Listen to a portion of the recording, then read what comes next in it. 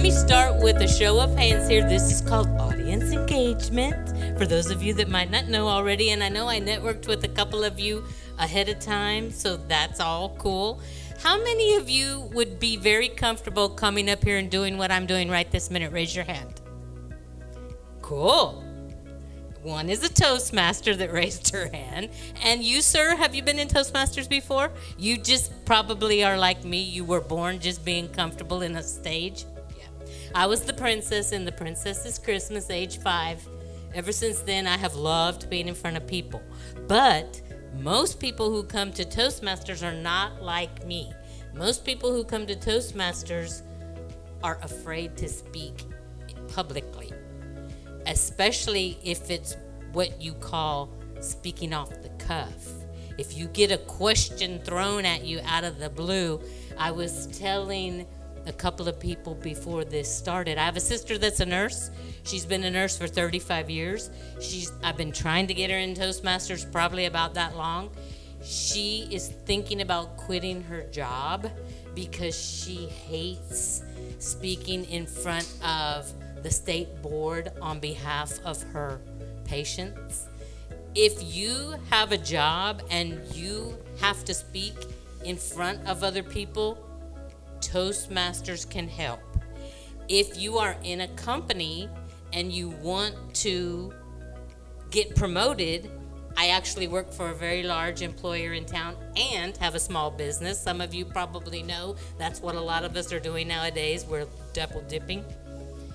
If you work for a large employer and you want to get promoted, Toastmasters can help.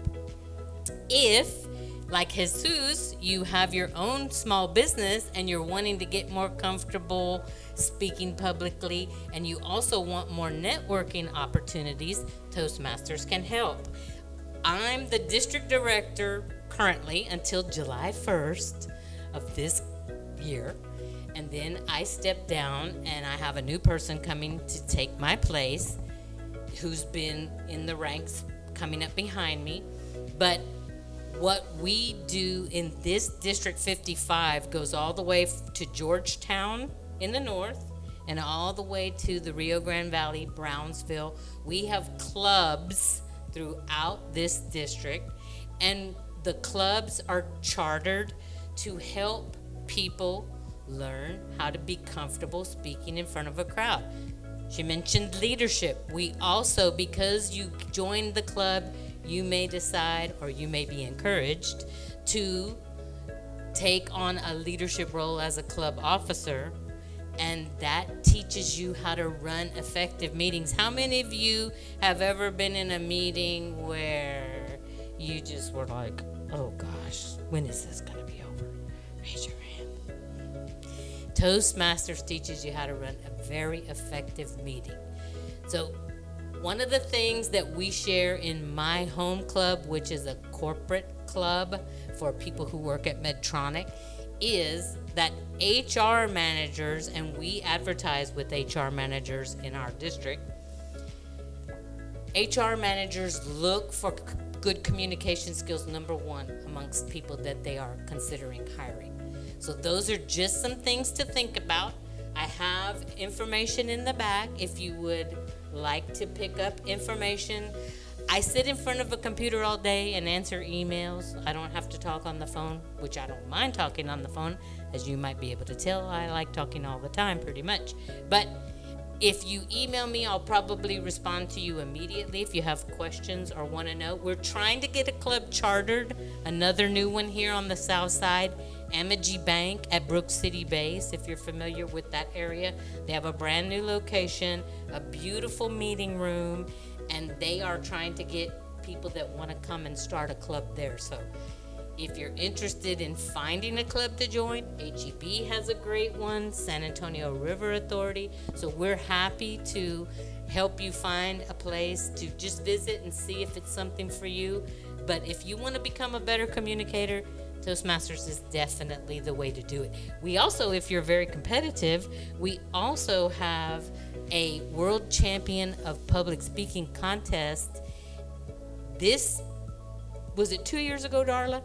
Our champion is from Austin. The year before that, the runner-up was from the Rio Grande Valley. And 10 years ago, I don't know if any of you know David Henderson. He's a lawyer.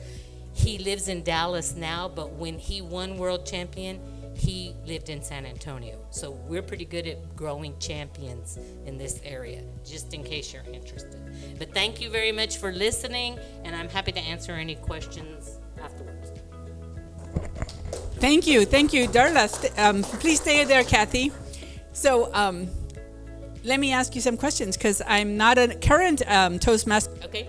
At one point involved in 5 clubs, because there's specialty clubs. There was one I was at, and part of which was a humor club. There was one that met during dinner in restaurants, so you could know, how do you conduct business? How can you speak when there's still interruptions going on around? Because we can't always wait for conditions to be perfect.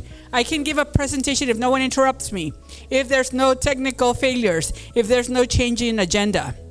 Life doesn't always work like that. And so one of the things I've noticed is that now there's something called hybrid clubs. Can you tell us a little bit more about that? So COVID really caused a lot of businesses to struggle, but Toastmasters just pretty much kept on going. Initially, when COVID hit, we switched to online clubs only. Like I said, I work at a company called Medtronic. We have 100,000 employees throughout the United States. Well, actually throughout the world. And so I'm used to having online meetings. That was no big deal. But we had so many clubs that said we missed the personal touch. So as we got lifted restrictions in COVID, some of these clubs, quite a few of them now in our district, had switched to hybrid, where you can have people in the meeting, on the screen, attending via Zoom is the typical way that we meet, but there are also people in a location. So we've actually got the best of all worlds. So we do still have clubs that are strictly meeting online. We do have some that are meeting hybrid, and then we have some brave souls that they're just strictly in person again, because that's what they enjoy doing. Wonderful. So before I worked here in the Southside, I worked in the medical center. And because I know how transformational Toastmasters is, I volunteered the conference room of the building where I worked. So I attended one of the meetings, and there was someone from South Africa who woke up in the middle of the night to attend our meeting, but that really brings a different flavor. And so can you tell me a little bit about that? She was in South Africa. Is Toastmasters only in South Africa and the United States? How does that work? No, we are worldwide. I think it's 153 countries. And actually, the United States clubs are the oldest clubs, so our growth rate has slowed compared to places like India. Mexico has plenty of clubs. Darla's a member of a club. Aren't you Sunday Speakers has somebody from Ireland that meets with you? Once we started having online meetings, it just kind of opened it up for people to join from all over. So it's not only a good way to network locally, but it's a good way if you're interested, especially in international business, to make contacts all over the world. And one of the things I can say, and I'm sure you had the same experience, the friends that I have made in Toastmasters are friends that I will have for the rest of my life. They'll always be there. I can call them or email them and ask for help. It's that kind of organization. It's very service-based. They believe in helping each other. So let's say Jesus decides to join one of our clubs, because I know he wants to visit. When he goes in, people are going to welcome him very warmly. They're going to offer to help him with whatever his presentation skills he's wanting to work on. That's the way they do things. And a lot of these people have been Toastmasters for 50 years. We just had our conference last weekend at the Embassy Suites, Brook City base, and we gave out 9 Lifetime Achievement Awards for some people had been in Toastmasters since 1964. So, in fact, the person that inducted, and she's my hero, she inducted our new leaders coming in next year, because our program starts over July 1st. She's going to be 92 years old in May.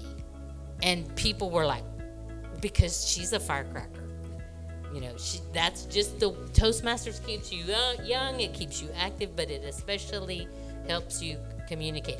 I networked with our person from the labor department ahead of the meeting.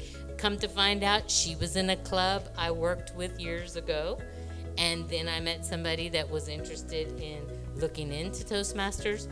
You never know who you're going to meet. We've got people from all walks of life. So. And you mentioned about the conference. What does that mean? Because I'm just wondering, well, how much does it cost? Like, tell me a little bit more about that. We have one of the most inexpensive conferences out there. We had an early bird special that included all the meals and everything. Friday, Saturday, and then it ends like at lunchtime on Sunday. The early bird special was $99 to come to the conference. And we had contests because we have people compete starting at the club level, and then they move up, and the district level, that person is one that goes on. Whoever wins that one, and we had a really great speech, the person that won, he is going to go on and compete against all the other countries and all the other clubs across the world on our behalf. So we have our fingers crossed with that. But we also have educational sessions. We teach people how to do specific things in speaking. I'm trying to think. One of the coolest ones that I actually took the time to watch, because I was busy in our bookstore, but I watched the recording, virtual reality. So we're bringing virtual reality to Toastmasters, which is really cool. We had a lady teach how to do it, what glasses you buy and how it works. So there's all kinds of things.